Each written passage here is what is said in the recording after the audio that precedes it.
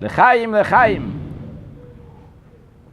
Que Dieu bénisse chacun dans tous les domaines, matériellement, spirituellement, avec une excellente vie, une excellente santé, une bonne parnassa, réussite dans l'éducation des enfants est l'essentiel de tout, la venue de Mashiach Na'u l'chaim.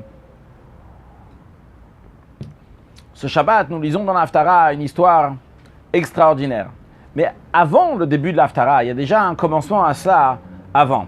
C'est un paragraphe du prophète Elisha, qui est dit dans le livre de Melachim, dans le livre des rois. On nous raconte une histoire qu'il y avait 4 personnes qui étaient lépreuses, qui se trouvaient à l'extérieur du camp du peuple juif. On sait que les lépreux n'ont pas le droit de rester dans la ville, ils doivent sortir, ils doivent aller à l'extérieur de la ville. Et comme le sage dit que c'était Gehazi et ses 3 enfants. Mais en ce qui nous concerne ici, c'était qu'il y avait une situation donc, qui était très difficile pour le peuple juif. Le peuple juif se trouvait à Shomron, et Shomron, là-bas, il y avait 10 tribus du peuple juif, et ils ne se comportaient pas comme il fallait. Et c'est la raison pour laquelle il y avait une famine qui était extrêmement difficile pour le peuple qui était là-bas.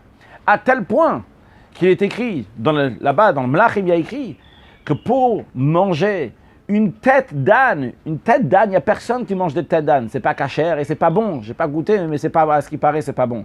Une tête d'âne, les gens, il fallait payer 80 pièces d'argent. Et pour manger des... Comment on va dire ça de la manière les plus propres? On va dire comme c'est, pour manger des crottes de pigeons, eh bien, il fallait payer 5 de colombes. Il fallait payer 5 pièces d'argent. Vraiment, il n'y avait plus rien à manger. Les gens ils étaient prêts à donner 5 pièces d'argent pour manger ça.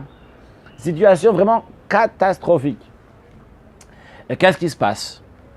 Il y a le prophète Elisha qui vient chez le roi et il lui dit, tu sais, demain, on pourra acheter à la place de Shomron, dans la grande place, dans la place centrale où là-bas il y avait le marché, on pourra acheter un CA de blé. Un CA, c'est environ 7 kilos. 7 kilos de blé pour 1 shekel.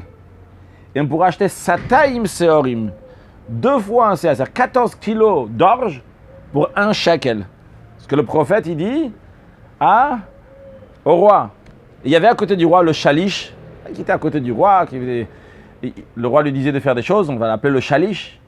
Et le Shalish, il a dit, même si Dieu va faire des Arubol Vashamaim, même s'il va faire des lucarnes dans le ciel.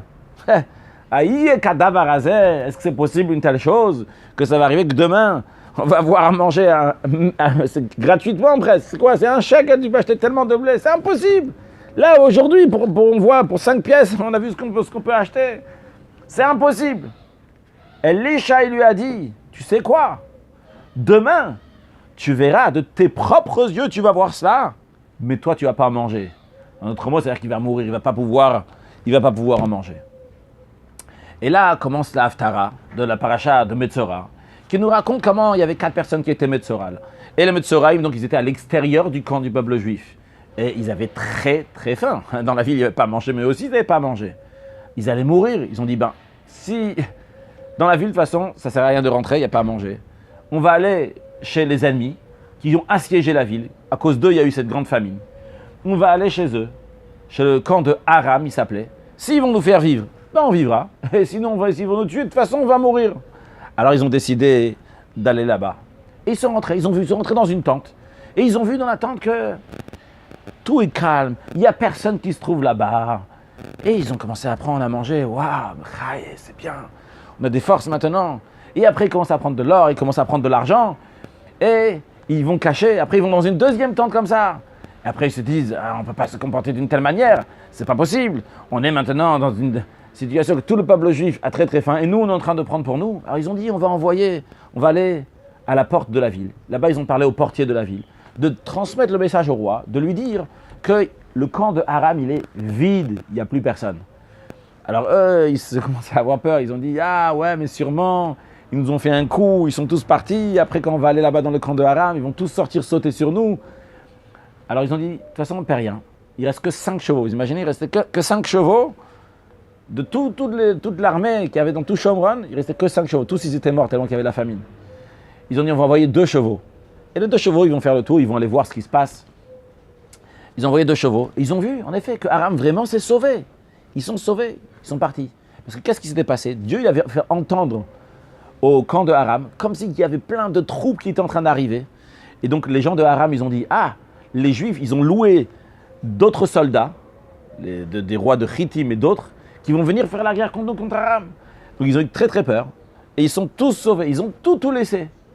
Alors là, comme ils avaient laissé plein à manger aussi, il y avait plein d'abondance qui était là, il y avait plein de quoi manger. Alors maintenant, tout le monde pouvait venir et acheter à manger. Alors le roi, il a dit au Shalish, il lui a dit, va à la porte là-bas, va faire un peu d'ordre. Et le Shalish, il est parti à côté de la porte pour s'occuper. Mais les gens étaient tellement affamés, que tout le monde l'a écrasé, que ça à la porte, ils ont tous écrasé, Vayamot et il est mort. Donc ça s'est accompli ce que le prophète il avait dit, qu'il allait voir toute cette abondance et il n'allait pas en manger. Maintenant, réfléchissons un peu. Ce Shalish-là, il était normal ou il n'était pas normal? La réponse elle est bien sûr qu'il était normal. Est-ce qu'il avait raison ou il n'avait pas raison? Bien sûr qu'il avait raison. C'est logique. On est déjà depuis quelques années. Il y a une famine énorme. Il n'y a rien de quoi manger. Et pourtant, et tu me dis tout d'un coup, le lendemain, tu me dis, demain, il y aura plein à manger. Oui, si on t'aurait demandé, on aurait dit à chacun. Chacun, qu'est-ce qu'il aurait dit? Il aurait dit, c'est impossible. C'est impossible de manger. Il n'y aura jamais à manger. Il n'y aura jamais une abondance comme ça. Et pourtant, est-ce que c'est arrivé le lendemain, il y a eu tellement à manger ou pas? La réponse est là, oui, il y a eu beaucoup à manger. Pourquoi? Parce que quand le prophète, il dit quelque chose, même si ça a l'air complètement contradictoire, mais le prophète, il a toujours raison. C'est sûr et certain que ça va arriver. Et comme il n'a pas eu la émouna, il n'a pas eu la confiance, la foi dans les paroles du prophète Elisha, c'est pour ça que c'est lui arrivé, ce qui lui est arrivé. De cette histoire-là, on a un message incroyable. Comment notre émouna, comment notre foi, elle doit être dans un prophète, lorsqu'un prophète, il dit quelque chose, que c'est sûr et certain que ça va arriver, même si c'est tout à fait illogique, que ça n'a aucune compréhension. Et si le prophète, il te dit de faire quelque chose et ce n'est pas logique, eh bien, quand même, tu dois le faire, et tu dois le faire à la lettre, exactement comme on t'a dit de le faire. Maintenant, les gens, ils aiment bien dire, l'histoire se répète.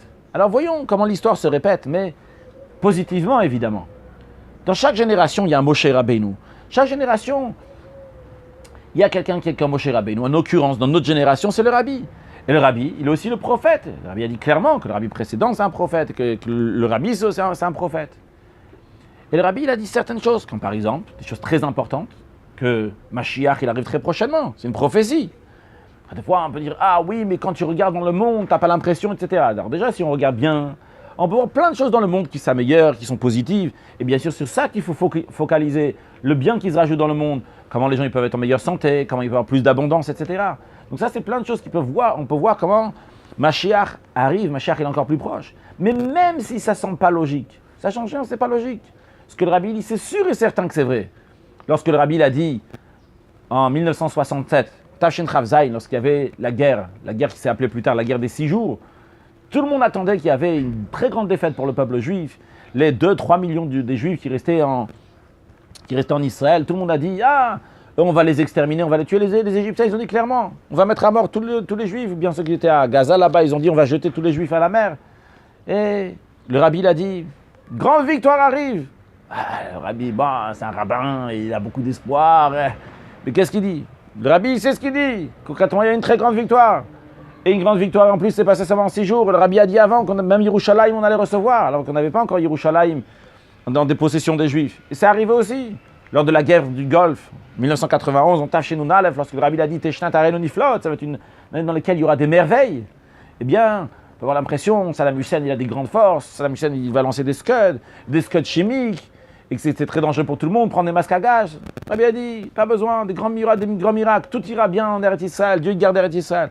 Ah, c'est pas logique, il a la force, il peut faire. Et en effet, en plus, après, il s'est avéré qu'il avait des scuds chimiques jusqu'à aujourd'hui, personne ne sait pourquoi il les a pas envoyés, d'ailleurs dans la lettre que le Rabbi a écrit après en Tafshin Nun, juste après ces miracles-là, au mois de Nissan, le Rabbi écrivait toujours une lettre, les Bnei ou Bnot Israël, le Rabbi parle des miracles, et même certains miracles qu'on ne sait pas encore, ceux qui connaissent bien, qui réalisent exactement de quoi il s'agit, des grands miracles.